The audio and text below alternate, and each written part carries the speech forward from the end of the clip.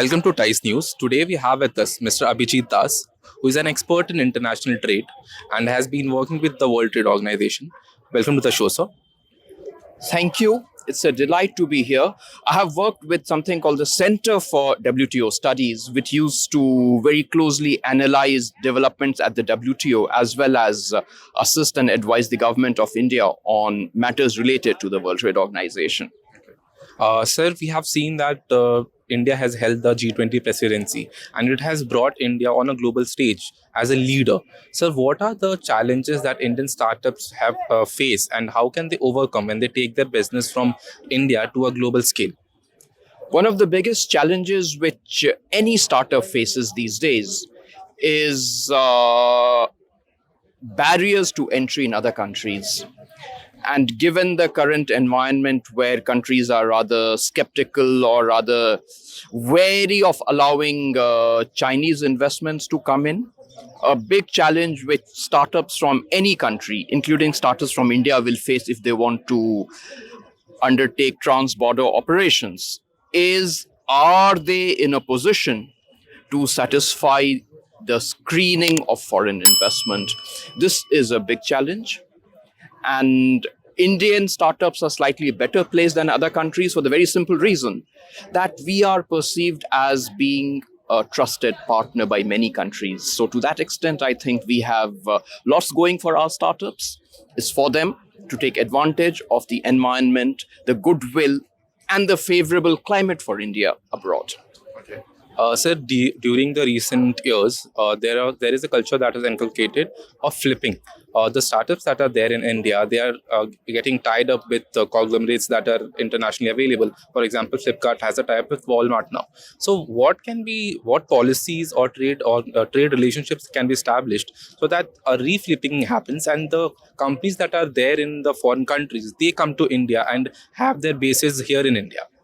You know, when you talk of Flipkart, let's bear in mind, was it real? Or let's ask a question, was it really an Indian company? Its operations were in India, but the investments were really coming from outside even earlier, prior to Walmart coming into the picture. So, in a nutshell, many of the big successful examples which we have, for example, Flipkart, they have benefited from foreign investment. And that is a process which, honestly speaking, governments should encourage. It is in our interest to allow foreign investment to come in many sectors. We should not make it very restrictive. One option for the government could be that, okay, if you benefit from government programs, if you benefit from government subsidies, then at least for a limited period, let's say 5 years or 10 years, your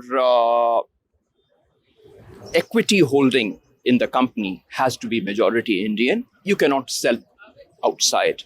But that sort of a conditionality can be imposed only if a startup has benefited from government programs. This could be restrictive, but maybe this can be one way through which we can nurture, we can create Indian startups blooming into big global players.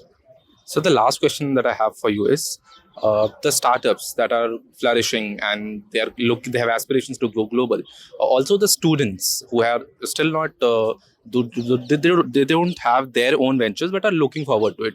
How important is them for the students and the startups, upcoming startups, to study international trades, to know the nitty-gritty of it, to be successful? If any Indian startup wants to be successful at the global stage, then a good understanding of what international trade is all about, what are the marketing strategies, what are the challenges, is an indispensable requirement. So any startup which has global ambitions has to have as one of its foundational pillars considerable expertise, in-depth knowledge on how international trading system operates, how international financial system operates. And those having good grounding in these areas will provide a very useful platform for startups in India to take off and reach a global stage. So you mentioned that it is something which is indispensable, and the startups who are looking have aspirations to go global should know this knowledge. So how can one acquire this? There are many courses run by reputed institutions all over the country. So many of these courses are part time courses where those who are already in the business can spend some time, maybe over the weekend, to acquire the knowledge. So that, I think, is one avenue, because at the end of the day, practical knowledge certainly is very relevant. But if you want to expand, if you want to sprout wings, then bit of a theoretical inputs through some of these courses will be very helpful. Thank you, sir. Thank you for sharing your insights and coming to our TICE TV. Thank you. Thank you. I'm delighted to have been talking to you.